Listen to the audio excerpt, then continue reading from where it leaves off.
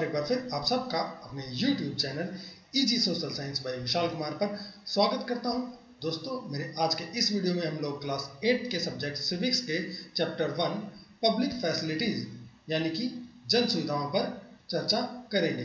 दोस्तों, इस चैप्टर में मेरा एक वीडियो पहले भी आ चुका है जिसमें मैंने इस चैप्टर के कुछ टॉपिक्स जैसे कि जन सुविधाएं क्या होती हैं, जन सुविधाएं कौन कौन सी होती हैं और जन सुविधाओं को मुहैया कराने की जिम्मेदारी सरकार के ऊपर क्यों आनी चाहिए तथा सरकार इन जन सुविधाओं को मुहैया कराने के लिए धनराशि कहां से प्राप्त करती है, इन सारे टॉपिक्स पर मैंने उसमें चर्चा की है। संभवतः आपने मैं वीडियो देख लिया होगा, अगर नहीं देखा है तो उसको जरूर देख लीजिए ताकि आपको यह चैप्टर अच्छे से समझ में आ जाए। और आज के मेरे इस वीडियो में हम लोग इस चैप्टर के बाकी टॉपिक्स पर चर्चा करेंगे, जैसे एक पेयजल के रूप में, जन सुविधा के रूप में चेन्नई शहर में जल की आपूर्ति।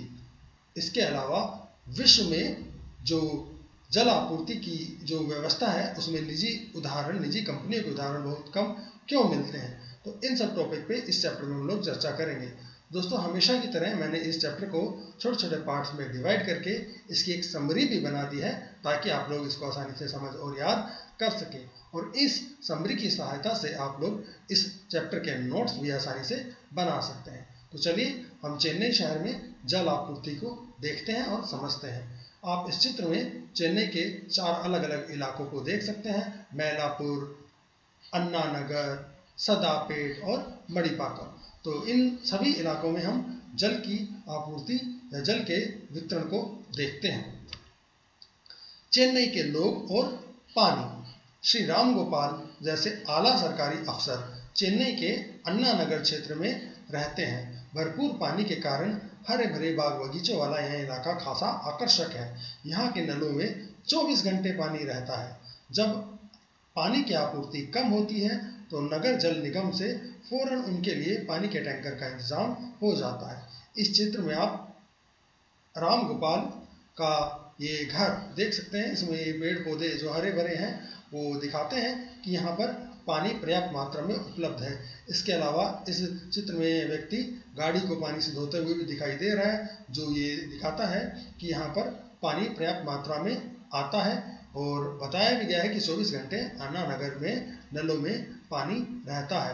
अन्ना नगर जो है वो चेन्नई का एक बहुत पॉश इलाका है, एक बहुत बढ़िया इलाका है जहाँ पर संपन्न और अफसर अधिकारी जैसे लोग रहते हैं। तो चलिए अगले टॉपिक पर। मैलापुर में सुब्रमण्यम के अपार्टमेंट में भी पानी की कमी है। ये दूसरा जो क्षेत्र है मैलापुर, वहाँ पर सुब्रमण्यम नामक एक व्यक्ति एक अपार्टमेंट में रहता है, उसके यहाँ पानी की कमी है। यहाँ 2 दिन में एक बार पानी आता है। हमने देखा था अन्ना नगर में 24 घंटे पानी आता है नलों में, जबकि यहाँ मैलापुर में 2 दिन में एक बार पानी आता है।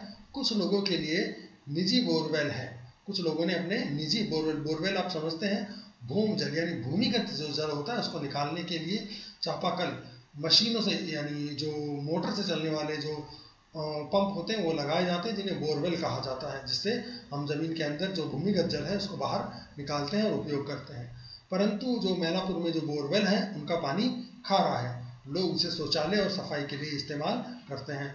खाना पीना इन सब कार्यों के लिए इस पानी का इस्तेमाल नहीं किया जा सकता। दूसरे कामों के लिए टैंकरों का पानी खरीदना पड़ता है, जिसके लिए हर महीने 500 से 600 रुपये खर्च करने पड़ते हैं। यानी सुब्रमण्यम के इलाके में लोग अपने निजी खर्चों के द्वारा पानी के टैंकर मंगवाकर या बोरवेल लगवाकर पानी की इस कमी को पूरा करते हैं। उसके क्षेत्र में 2 दिन में केवल एक ही बार पानी आता है। तीसरा जो ये दृश्य है वो मणिपाकम नामक एक इलाके का है, जहाँ शिवा नामक एक व्यक्ति एक मकान में पहली मंजिल पर किराए पर रहता है। उसे 4 दिन में एक बार पानी मिलता है। पानी की कमी के कारण मैं अपने परिवार को चेन्नई नहीं ला पा रहा है।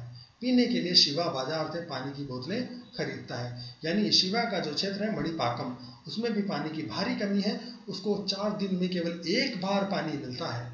उसको 4 दिन में केवल एक बार पानी मिलता है और उसको पानी की बोतलें शहर से बाजार से खरीदनी पड़ती है। आप देख सकते होंगे यहाँ पर बोतलों के चित्र हैं तो उसको पीने के लिए जो पानी है वो बोतलों के रूप में खरीदना पड़ता है। आपने बाजार में पानी की बोतलें बिकती हुई भी देखी होंगी। 40 से 50 रुपए एक 20 लीटर की पानी की बोतल की कीमत सामान्यतः वसूली जाती है। चौथा जो दृश्य है वो सदापेट नामक क्षेत्र का है। पद्मा जो एक महिला है वो सदापेट के निकट एक झुग्गी बस्ती में रहती है। उसकी झुग्गी बस्ती में न तो शौचालय है और न ही पानी का कोई स्रोत है, यानी वहां पर न तो स्वच्छता संबंधी जन सुविधा विकसित हुई है और न ही पानी संबंधी जन सुविधा वहां पर बनी है।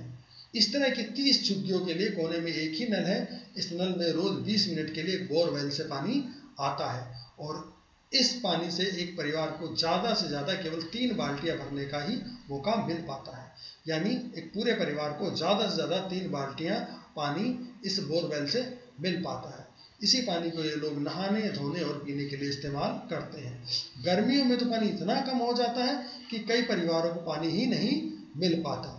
उन्हें टैंकरों का, जो सरकारी टैंकर है जो वहाँ पर पानी की सप्लाई गर्मियों में करते हैं, अनुबंधित टैंकर है वहाँ की जो सरकार ने, जो चेन्नई के जो लोकल नगर निगम है उसने जो चलाए हैं, उनका इंतजार उन लोगों को करना पड़ता है। यानी सदापेट जो झुग्गियों वाला इलाका है वहाँ पर पानी की भारी कमी है और एक परिवार को 3 से अधिक बाल्टियां पानी नहीं मिल पाता है।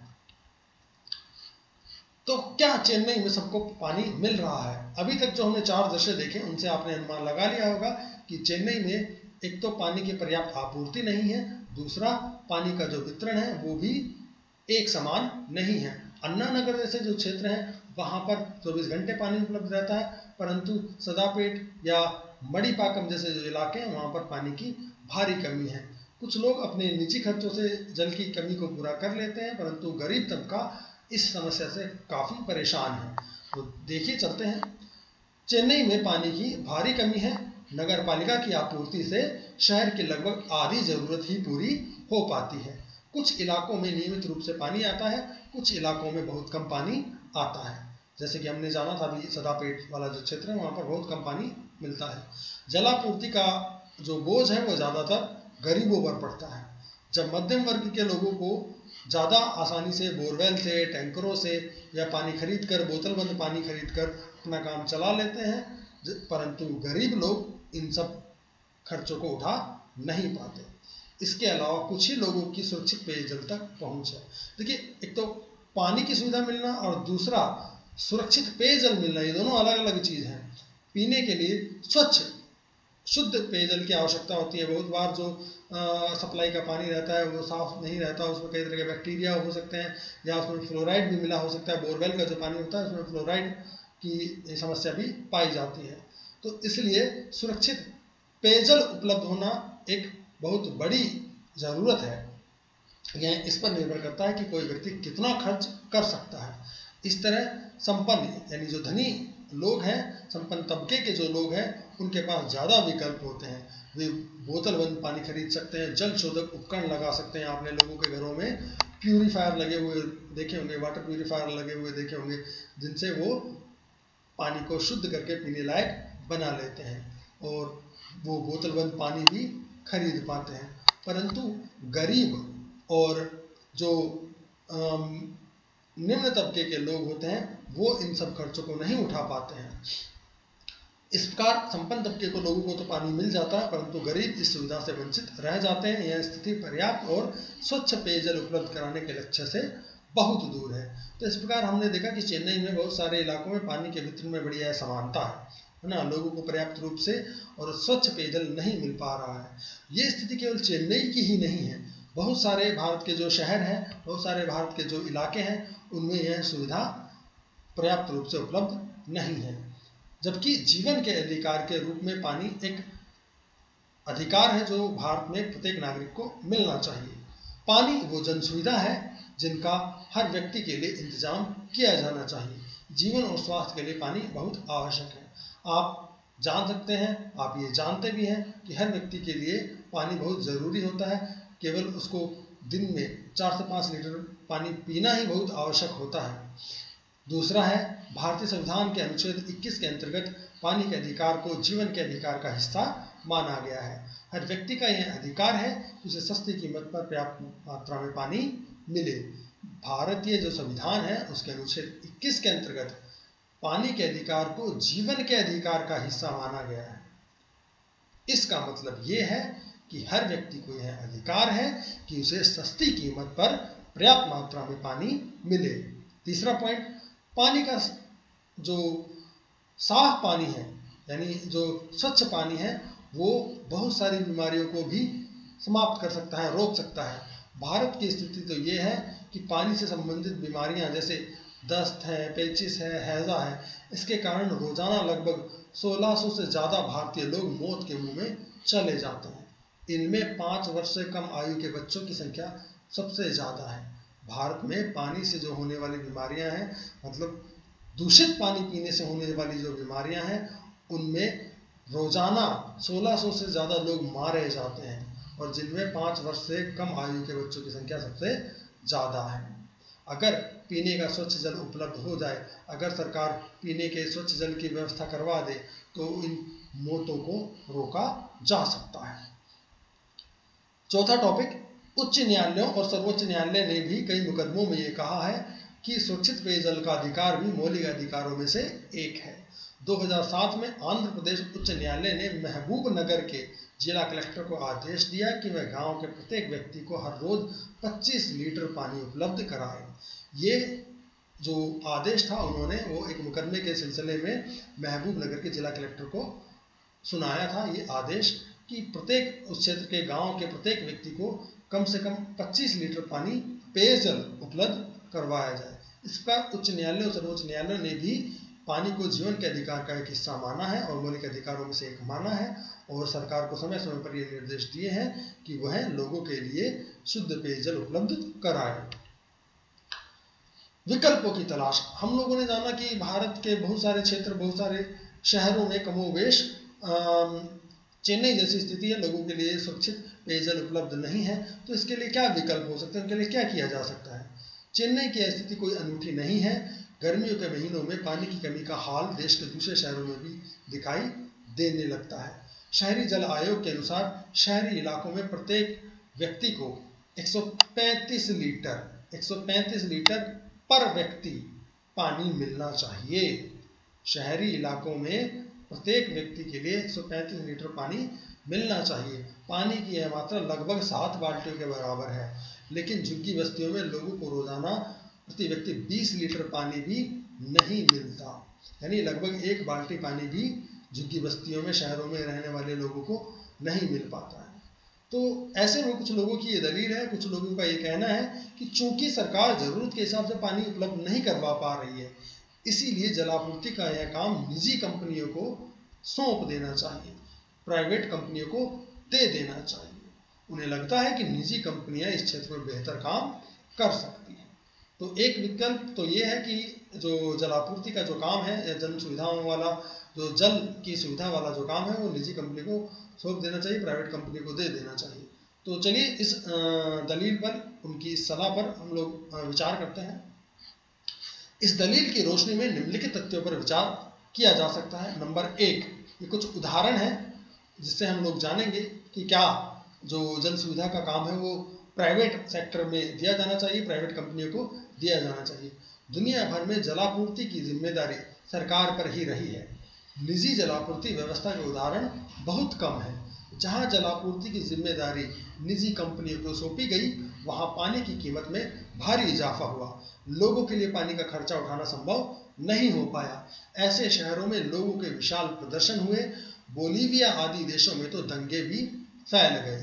बोलीविया जो है वो दक्षिणी अमेरिकी महाद्वीप में एक देश है। यहाँ पर जल के लिए, पानी के लिए लोगों ने प्रदर्शन किया, लोगों ने विरोध किया, लोगों ने हड़तालें की। बोलीविया की यह घटना जल युद्ध के नाम से जानी जाती है। इसके दबाव में आकर सरकार को जलापूर्ति की व्यवस्था निजी हाथों से छीनकर दोबारा अपने हाथों में लेनी पड़ी थी। बोलीविया में 1999 में अगुएस देल तुनारी नामक एक प्राइवेट कंपनी को वहाँ की जो सरकार है उसने जल आपूर्ति की व्यवस्था दे दी और इस निजी कंपनी ने कुछ ही समय में जल की कीमत में इतनी बड़ी बढ़ोतरी की कि लोग वह पानी की कीमत चुका नहीं पा रहे थे। इसलिए लोगों ने वहाँ पर विरोध करना आरंभ किया, हड़तालें करनी शुरू की, पुलिस से, सेना से आमने सामने टक्कर ली और इस विरोध प्रदर्शन में बहुत सारे लोग मारे भी गए और बहुत बड़ी संख्या में लोग घायल हुए। आखिरकार अप्रैल 2000 में वहाँ की सरकार को यह अपना आदेश वापस लेना पड़ा और एक बार फिर जो जलापूर्ति का काम था वो अपने हाथों में लेना पड़ा। तो इस प्रकार हम देख रहे हैं कि जो निजी जलापूर्ति की जो व्यवस्था है वो पूरी तरह से सफल नहीं हो पाई। दूसरा उदाहरण आप देखिए, दुनिया में कई क्षेत्र ऐसे हैं जहां सार्वभौमिक जलापूर्ति, सार्वभौमिक का मतलब होता है सबके लिए उपलब्ध जलापूर्ति सब लोगों तक पहुंच चुकी है। पोर्तो एलेग्रे ब्राजील का एक शहर है, ये ब्राजील का एक शहर है। इस शहर में बहुत सारे लोग गरीब हैं। ब्राजील में पोर्तो एलेग्रे जो शहर है उसमें बहुत बड़ी मात्रा में गरीब लोग निवास करते हैं, लेकिन दुनिया के दूसरे ज़्यादातर शहरों के मुकाबले यहाँ शिशु मृत्यु दर बहुत कम है। बच्चों की जो मरने की दर है, खासकर शिशुओं की, बहुत छोटे बच्चों की, वो बहुत कम है। और इसका कारण क्या है? इसका कारण है यहाँ नगर जल विभाग ने सभी लोगों को स्वच्छ पेयजल उपलब्ध करा दिया है। हमने जाना था कि भारत में लगभग रोजाना 1600 लोग दूषित पानी पीने से मर जाते हैं, जबकि पोर्तो एलेग्रे जो ब्राजील का एक ऐसा शहर है जहाँ पर बहुत बड़ी संख्या में गरीब लोग निवास करते हैं, वहाँ का जो जल निगम है उसने वहाँ पर स्वच्छ पेयजल उपलब्ध करा दिया है। इसके कारण वहाँ पर विश्व में सबसे कम शिशु मृत्यु दर पाई जाती है। यहाँ पानी की औसत कीमत बहुत कम रखी गई है और गरीबों से केवल आधी ही कीमत ली जाती है। तो इस प्रकार हम देखेंगे कि यहाँ जो निजी कंपनी के हाथों में सौंपी गई थी वह व्यवस्था फेल हो गई। उसने बहुत अधिक कीमत वसूलनी शुरू की, जिसके कारण लोग विरोध करने लगे, वहाँ पर दंगे छिड़ गए, प्रदर्शन हुए और वो जो निजी व्यवस्था थी वो वापस लेनी पड़ी और सरकार को दोबारा से वहाँ जलापूर्ति का काम अपने हाथों में लेना पड़ा था।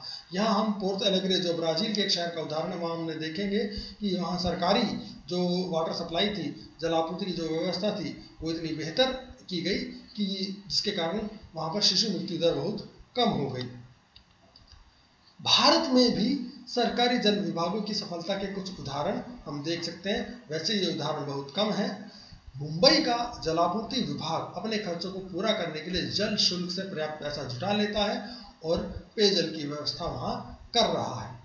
हाल ही में एक रिपोर्ट से पता चला है कि हैदराबाद में भी जल विभाग की आमदनी बढ़ी है और उसने वहाँ पर शुद्ध पेयजल उपलब्ध करवाने में बहुत हद तक काबू पा लिया है। चेन्नई जल विभाग ने भी अब वर्षा जल संचय के लिए कई योजनाएं शुरू की है ताकि वहां पर भूमिगत जल स्तर में सुधार लाया जा सके और चेन्नई में भी जल की आपूर्ति पर्याप्त रूप से की जा सके। तो इस प्रकार हम देख पा रहे हैं और जान पा रहे हैं कि विश्व में निजी जलापूर्ति के उदाहरण बहुत कम मिलते हैं और निजी जलापूर्ति के बजाय जलापूर्ति का जो काम है वो सरकार के हाथों में ही होना चाहिए। तो निष्कर्ष क्या है वो भी हम देख लेते हैं। भारतीय संविधान में पानी, स्वास्थ्य, शिक्षा आदि अधिकारों को जीवन के अधिकार का हिस्सा माना गया है। इस प्रकार सरकार की एक अहम जिम्मेदारी बनती है कि वह प्रत्येक व्यक्ति को पर्याप्त जन सुविधाएं मुहैया कराए।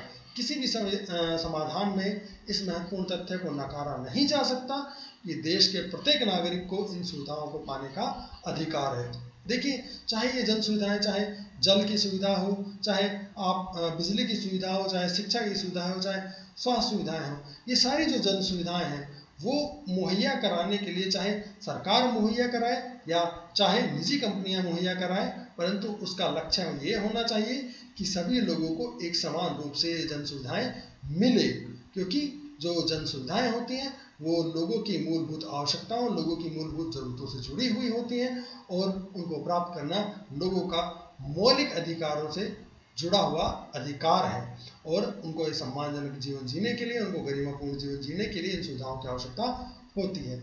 इसीलिए प्रत्येक नागरिक को इन सुविधाओं को पाने का अधिकार है और उसे ये सुविधाएं समता पर यानी एक समान रूप से मिलनी चाहिए। इसमें अमीर गरीब या ऊंचे नीचे किसी भी तबके का कोई भी अंतर नहीं होना चाहिए। तो संभवतः आप लोगों को इस चैप्टर में सारे टॉपिक समझ में आए होंगे। अगर आपको मेरा ये वीडियो यूजफुल लगा हो और आपको इससे फ़ायदा पहुंचा हो तो इसको लाइक, शेयर और सब्सक्राइब करना ना भूलें। ज़्यादा से ज़्यादा संख्या में सब्सक्राइब ज़रूर करें। तो मिलते हैं मेरे नए वीडियो में, तब तक के लिए धन्यवाद।